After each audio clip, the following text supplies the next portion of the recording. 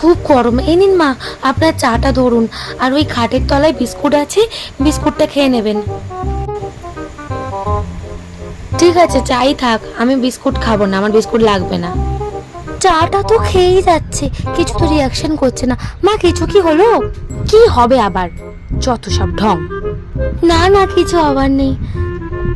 আচ্ছা মা, বলছি চাটা কেমন খেতে হয়েছে? চাটা ঠিকই আছে, কিন্তু একটু তেতো তেতো লাগছে। তুমি কতক্ষণ ধরে ফুটিয়েছো চাটাকে? আচ্ছা, তেতো তেতো লাগছে, ঠিক আছে। উফ, এবার পুরো শান্তি, তার মানে ইঁদুর মারার বিষটা এবার কাজ করে গেছে। আরে মা, ভয় পাওয়ার কিছু নেই। আপনি তো বললেন না আপনার পেটেতে ইঁদুর ছুঁচো সব দৌড়াদৌড়ি করছে, তাই ওদেরকে তো তাড়াতে হবে। ওই জন্য আমি আপনার চায়ে ইঁদুর মরার বিষ মিশিয়ে দিয়ে দিয়েছি। এবার দেখুন, সব ইঁদুরগুলো পট পট করে মরে যাবে আর আপনি ঠিক হয়ে যাবেন।